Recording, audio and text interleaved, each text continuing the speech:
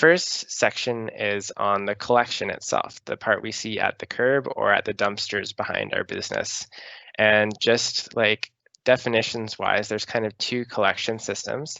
There's stationary collection systems where the bin stays where it is and the truck comes and empties it and puts it right back down. So that's like what you'd have at your curb, or a business might have with a dumpster that gets tipped every week. And the opposite system is called a hauled collection system, where instead of picking up the container and putting it back down, they actually pick up the container and take it with them. And they might leave an empty container when they come as well. And you'll see that frequently with like roll-off bins for construction debris. Someone will have it at like an apartment building and it will fill up. And then when it's ready, a new truck will come, pick up the full bin and leave the empty bin. So those are just kind of topologically two different systems that are out there. And then within those ideas of whether the container moves or not, there's kind of a spectrum of collection where generators have more responsibility versus service providers have more responsibility. So I've made a little spectrum on the screen. On the left side is like the extreme generators have to do a lot of work. And that example is a communal collection container. You can see in the example, this one's not going so well. A lot of people have just thrown trash on the ground. It looks like it might be on fire a little bit, kind of like a 2020 dumpster fire kind of moment. This is the worst case for a communal system. There's less responsibility for specific parts of it. So there is a risk that it won't be taken care of. On the other hand, a communal system can be a lot more efficient because you have a lot more usage of that one bin. In my apartment building, we have a communal system where we have to take our garbage downstairs and put it in one bin.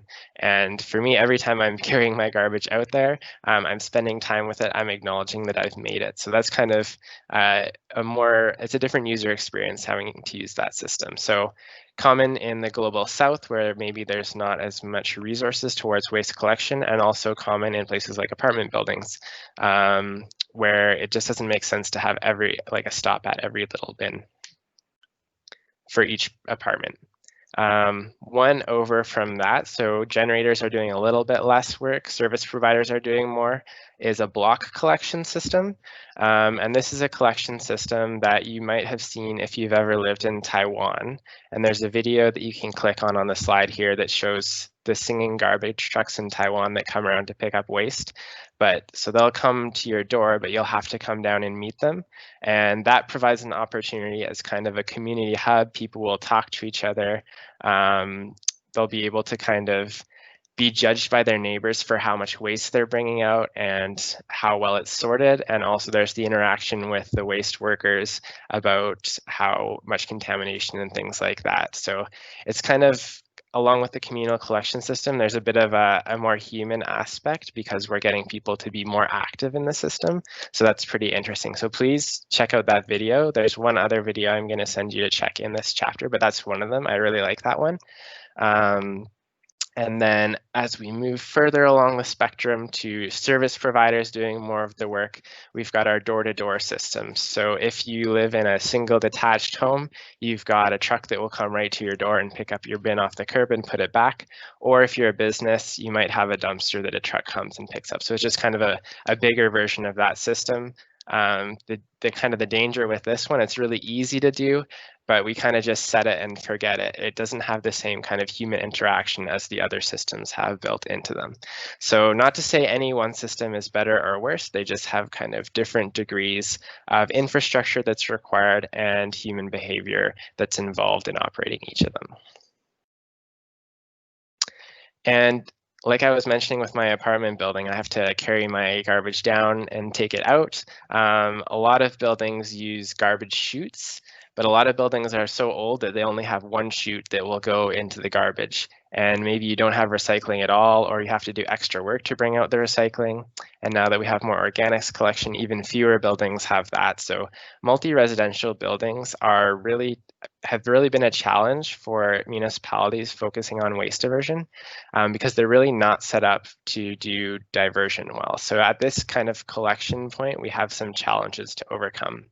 So two methods that have been used to address these are on the left, for organics at least, is just abandoning the waste collection system and using the wastewater collection system, which is already really well established. And this is what Ben's research is on actually, so you can talk to him about it. But you can actually get a device that goes under your sink. Maybe some of you have used some of these before, that will grind up all your organic waste, and it will just go down your pipes with all your other wastewater, and it will end up being treated not at the landfill or anaerobic digester, but through the wastewater infrastructure. So again, thinking about cost benefit, we've got all this existing infrastructure, maybe that's better to use, but we also are going to create some more work to do for the wastewater operators. So it's something that's being looked into as a way to kind of get more diversion in these places where collection is tough to do.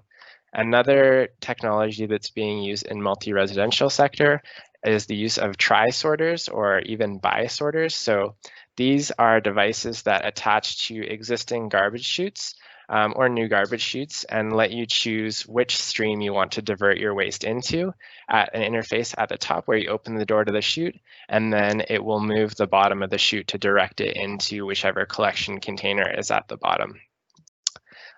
So these are just two ways that we try and make collection for targeting diversion make work better at multi-residential buildings. It's going to be a big challenge as we more aggressively target organic waste diversion, especially in bigger cities where there's more apartment buildings, whether these will be successful or maybe we'll have to innovate more in the collection space to help get more of that material diverted. This has been something that really holds back diversion in markets where there's a lot of apartment buildings. And for my last little chunk for this video, just to introduce the trucks themselves. So we've kind of talked about the containers a little bit, but there's also all these trucks that come and pick up the containers. And the trucks that pick up the first container we call primary collection vehicles. The ones that are leaving the transfer station will be our secondary collection vehicles. So they're the first ones to touch the waste.